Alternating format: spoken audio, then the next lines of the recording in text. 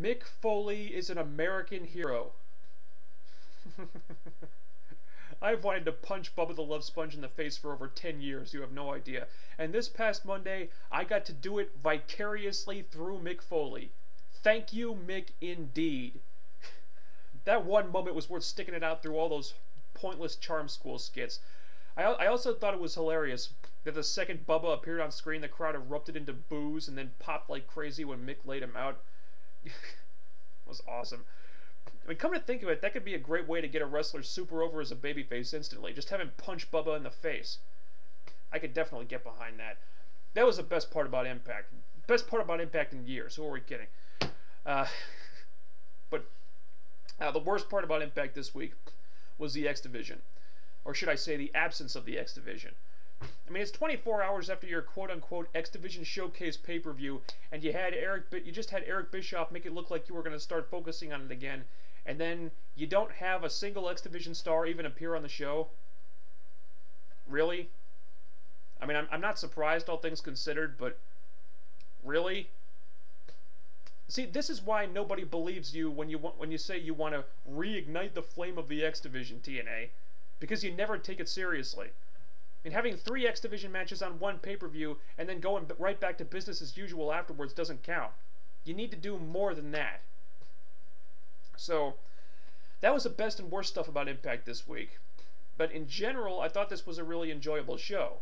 Since QCW Radio moved to Monday nights, I kind of have to watch Raw and iMPACT at the same time now because we discuss both shows. And since they're on in the same time slot now, I decided that I was going to watch iMPACT until they do something I don't like, and when they do something I don't like, I'm going to change the channel and see what's going on in USA. And this week I was changing the channel a lot less than I was for the last 2 weeks. I really liked the opening segment a lot, starting the show cold with Eric Bischoff playing the guitar with the house lights off and the announcers being silent. That was really cool. I like this just because it was different. I mean, I've never seen a show open that way before, so it made me wonder, what are they doing here? And I like when a show can change it up like that from time to time because it keeps things from getting dull. I mean, Raw pretty much opens the exact same way every week. I mean, I don't feel any urge to tune in to see the opening of Raw because I don't feel like I'm missing anything. I thought the segment with Bischoff and Jarrett was really strong for a change. It was really good to see that all those endless segments between them were actually building up to something. So it felt cathartic when Jarrett el-kabonged Bischoff with a guitar. Really enjoyed that, just because I think a lot of us have wanted to do that to Bischoff, let's be honest. And it did a good job of setting up Jarrett versus Foley for later in the night. The problem is, they put this match in the middle of the show. And when you have 2 of your most important guys having a career versus career match, and it's not even the main event of the show, what that tells your audience is this match really isn't as important as we told you it was.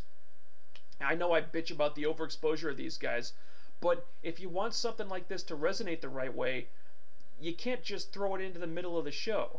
I mean, it would have been a lot more effective if the show had ended with Mick Foley walking out of the building. But you know what? I'm not going to criticize the ending of the show too much because TNA finally did what I've been screaming at them to do for years. They announced a match for next week. That's right, TNA actually announced a goddamn match ahead of time. Now, I do question their decision to make it a match that has Nash, Hall, and Waltman in it, because I don't think anyone's going to give a crap about that. But it also has Jeff Hardy and Rob Van Dam in it, which might be enough to offset the old men. There's one thing I would have changed about this, though. They should have done this on a taped show and then had the actual match when they go live. Because this match was taped on Tuesday and it'll air next week, which means that the Raw writers are going to have 6 days to come up with counter programming, and that's probably going to hurt you. TNA should save the really hot stuff for when they go live, when the WWE doesn't have a week to figure out the best way to cut them off at the knees. Anyway, moving on, the Hernandez injury angle I thought came off really well. This was one of the better instances when TNA has done something like this. It felt serious, and it was an effective way to write Hernandez off TV for a while. I think TNA's sending him to work in Mexico for a few months. Not really sure why. But why they didn't wait to do this until after him and Morgan dropped the tag titles, I don't understand. Because now Morgan's got no tag partner. And I hope to God that they are not bringing in Heidenreich to be Morgan's new partner. Because I heard Heidenreich was backstage, plus he worked Hogan's Australia tour, which makes me even more nervous. So, I like the injury angle, but I'm really scared about where this is going, especially since it looks like the Motor City Machine Guns might actually have a real chance to finally win those goddamn tag titles at Lockdown. Anyway, the knockout segment was kind of frustrating for me. This felt a lot like a Raw Divas match, where they just take all the women they have and throw them into the ring for a multi-person tag match that gets almost no time, and just boils down to everybody hitting their finisher one after the other after the other.